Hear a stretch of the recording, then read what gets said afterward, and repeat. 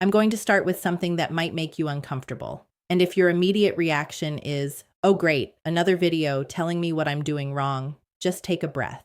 Just bear with me. If you feel yourself getting a little defensive 3 minutes in, or at the end when I get to the part about what you might actually be doing, it's okay. Just notice it. Don't run from it. Ask yourself why that reaction is there, because I promise you, if you actually stay with me, I'm going to explain something that will reframe every single relationship you've ever been in, every situation you've waited around in, every time you wondered why he wasn't stepping up. You've been told your whole life that if you're just patient enough, if you're understanding enough, if you don't pressure him, don't ask for too much, don't be too much, eventually he'll step up. Eventually he'll realize what he has. Eventually he'll lead.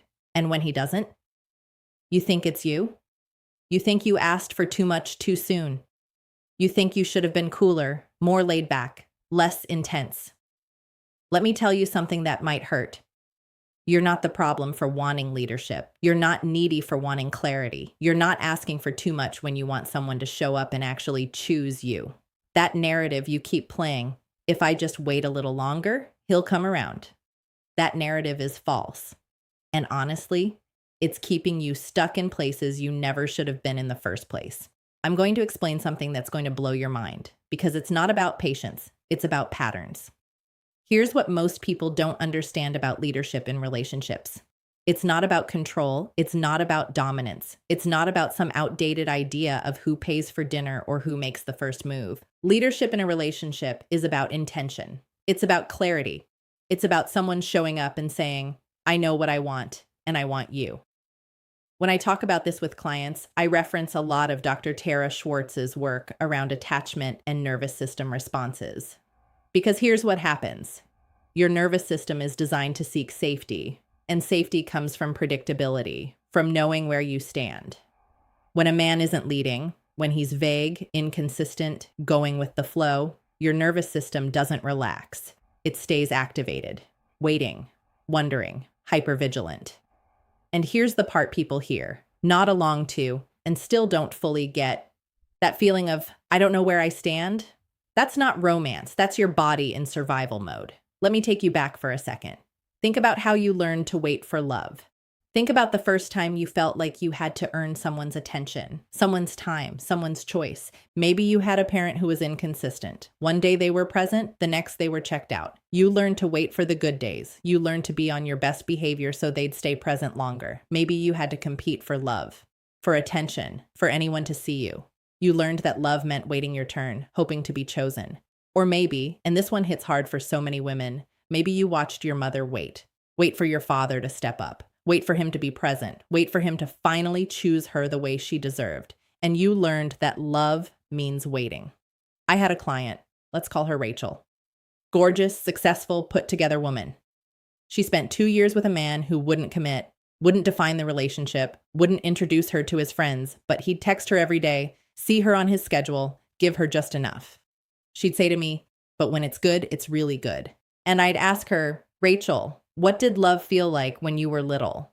She went quiet for a long time. Then she said, my dad traveled for work constantly. When he came home, it was like Christmas. But most of the time, I just waited by the window. And I said, so you learned that love means waiting by the window.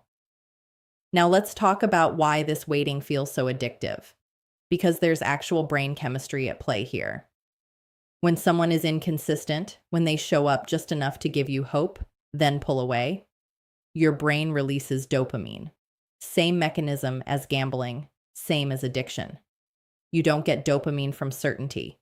You get it from anticipation, from not knowing, from waiting and wondering and hoping. So when he finally texts after 3 days, dopamine hit. When he gives you just enough attention to keep you hooked, then disappears again, dopamine hit. Your body doesn't know the difference between excitement and anxiety. It just knows arousal. That racing heart, that constant phone checking, that obsession, that is not love. That is your nervous system being dysregulated, and you're calling it chemistry. I had another client, Danielle. She came to me after ending things with a perfectly good man because she felt no spark. He was consistent, available, clear about his feelings. She felt nothing. Then she met a guy who was vague, hot and cold, wouldn't define anything, and she was hooked. She said, I can't stop thinking about him. It feels so intense. And I had to tell her, Danielle, that intensity isn't intimacy. That's your nervous system lighting up because it recognizes a pattern from your childhood. Your dad was unpredictable too, and your brain is confusing familiar with right. Here's where it gets uncomfortable. When you're used to waiting, used to uncertainty, used to being in that I don't know where I stand place, a man who actually leads is going to feel wrong. A man who calls when he says he will, suspicious.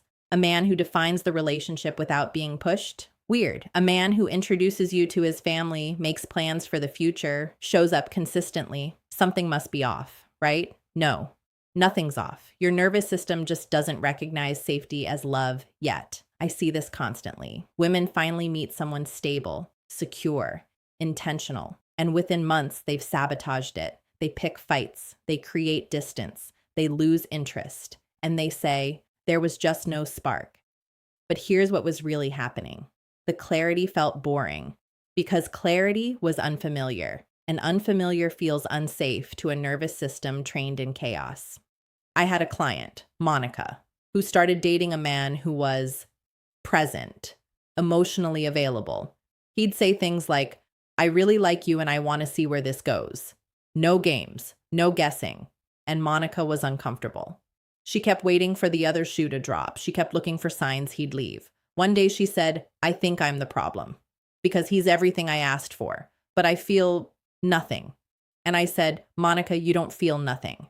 You feel unfamiliar, and you're confusing unfamiliar with wrong. So what do you actually do with this? Because I'm not here to just name the problem and leave you there. First, stop shaming yourself for wanting clarity. Stop calling yourself needy or desperate or too much. You wanting to know where you stand, that's not a flaw. That's your nervous system asking for safety. Second, stop asking, why won't he step up?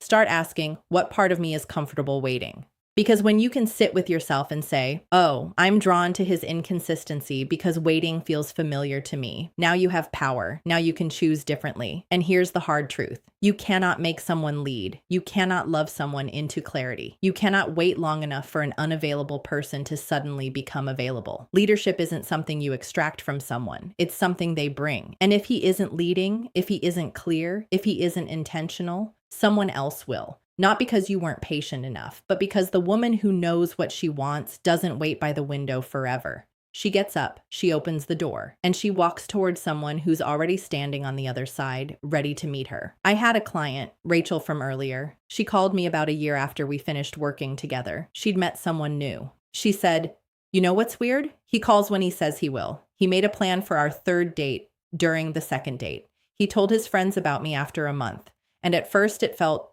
boring. I almost ended it. But I remembered what you said about unfamiliar not meaning wrong. So I stayed. Now, I can't imagine going back to waiting by the window. This feeling, the calm, the certainty, the knowing where I stand, this is what I was looking for all along. I just didn't recognize it. That's what happens when you heal. You don't just attract different people. You become someone who can receive different love. The men who once had power over you, the vague ones, the inconsistent ones, the ones who kept you waiting, they don't even register anymore. Not because you're bitter, but because your nervous system no longer recognizes chaos as connection. So next time you find yourself waiting, wondering, hoping, don't ask, when will he step up? Ask yourself, why am I still standing by this window? And then open the door. Just trust me on that. If this hit home for you, I want you to do one thing today. Write down one relationship where you waited too long. And underneath it, write, I don't wait by windows anymore. I'll see you in the next one.